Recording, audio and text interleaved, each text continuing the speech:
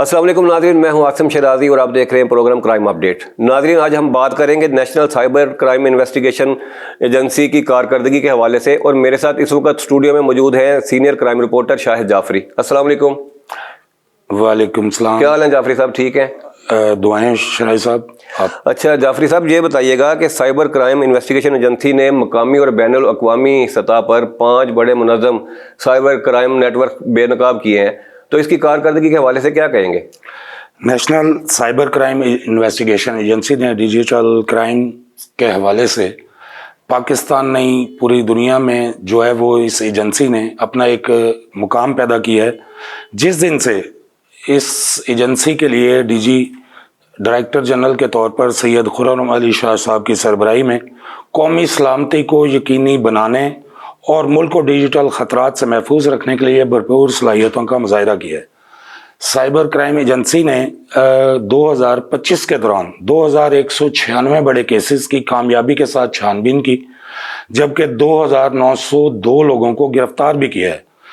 اس حوالے سے ایجنسی نے 774 مقدمات درج کرائے، مقامی اور بین الاقوامی سطح پر کام کرنے والے 5 بڑے منظم سائبر کرائم نیٹ ورکس کو بے نقاب بھی کیا۔ سائبر فراڈ اور مالی گھپلوں کے متاثرین کے 461 ملین سے زائد کے اثاثے برآمد، 46,056 جعلی بینک اکاؤنٹس اور ڈیجیٹل اثاثے منجمد کروائے گئے۔ سید خرم علی شاہ صاحب اور ان کی ٹیم، جس پر ہمارے ملک کے وزیر داخلہ نے بڑا انحصار کیا، انہوں نے اسی طرح اپنے معاملات کو خوش اسلوبی سے سر انجام دیتے ہوئے بچوں کے استحصال کے سلسلے میں 35 مقدمات درج کراتے ہوئے 35 ملزمان گرفتار، وفاقی اور ریاستی کمانڈ سے 300 سے زائد قانون نافذ کرنے والے افسران، سائبر تفتیشی صلاحیتوں بارے ان افسران کو تربیت بھی دی گئی ہے۔ اچھا، آپ کیا سمجھتے ہیں کہ سائبر کرائم کی جو یہ نیشنل انویسٹیگیشن ایجنسی ہے، اس کی کارکردگی سے سائبر کرائم میں کوئی نمایاں کمی واقع ہوئی ہے؟ ابھرتے ہوئے خطرات جیسے کہ آئے روز نیشنل میڈیا ان حوالے سے جو سوشل ہمارے چینلز موجود ہیں، ان پر ایسی ایکٹیویٹیز ہو رہی ہیں جن پر قابو پانے کے لیے آئے روز افسران کی مزید تربیت کی ضرورت ہے۔ D G national cyber crime investigation agency Syed Khurram Ali Shah صاحب کا فوکس انہی چیزوں پر ہے۔ ابھرتے ہوئے خطرات جیسے فشنگ، شناخت کی چوری، کرپٹو اسکیمز، اس پر بھی 30 سے زائد اب تک public service advisories national cyber crime investigation agencies کی طرف سے دی جا چکی ہیں، جبکہ ڈی جی سائبر کرائم کا ایک ہی موٹیو ہے کہ تمام شہریوں اور کارباروں لوگوں کے لیے ایک محفوظ اور قابل بھروسہ ڈیجیٹل ماحول کو یقینی بنایا جائے۔ سائبر کرائمز کی تفتیش، قانونی چارہ جوئی اور روک تھام کرنا ایجنسی کا مینڈیٹ ہے۔ گزشتہ روز بھی سائبر کرائم ایجنسی نے ملتان کے حوالے سے 2 ملزمان کو انسانی اسمگلنگ میں ملوث، جبکہ 6 افراد جو کہ اے ٹی ایم اور ڈیبٹ کارڈ کے ذریعے فراڈ کر رہے تھے، ان کو حراست میں لے کے کارروائی شروع کر دی۔ صحیح۔ اچھا جعفری صاحب، یہ بتائیے گا کہ ایل پی جی جو غیر قانونی گیس ریفیلنگ ہے، اس کے خلاف گورنمنٹ کی طرف سے بھرپور کارروائیاں تو کی جا رہی ہیں، اور مگر اس کے باوجود جو ہے وہ ریفیلنگ جاری ہے، اور گزشتہ اگر 3 سالوں کا ڈیٹا اٹھایا جائے تو 33 افراد جو ہے نا وہ گیس ریفیلنگ کے دھماکوں میں جاں بحق اور 250 سے زائد زخمی ہو چکے ہیں۔ اس حوالے سے کیا کہیں گے آپ؟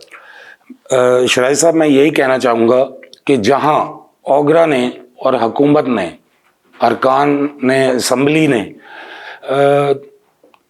ہمارے پیٹرول پمپس کو قانونی شکل دی، جس کی صورت میں گورنمنٹ کو جو ہے وہ ایک متبادل کے طور پر بہت سارے انسینٹیوز، بہت سارا سرمایہ اکٹھا ہو رہا ہے، وہاں ایل پی جی کو بھی اگر قانونی شکل دی جائے تو اس سے حکومت بہت سارے انسینٹیوز حاصل کر سکتی ہے، بہت سارے جو ہے وہ فنڈز حاصل کر سکتی ہے۔ ایل پی جی سلنڈر پھٹنے سے میری اپنی ذاتی آرا کے مطابق اور ہمارے جو ایل پی جی ڈسٹریبیوٹرز ایسوسی ایشن ہے، ان کے اعداد و شمار کے مطابق 2022 سے لے کر 2026 تک آج تک 33 افراد ان کے بقول جاں بحق ہوئے، جبکہ 4 साल में 488 हादसात, 30 लोग जाँ बहक हुए, जबकि 286 अफराद जख्मी हुए, जिनमें खवातीन और बच्चे भी शामिल हैं, जबकि दर्जनों अफराद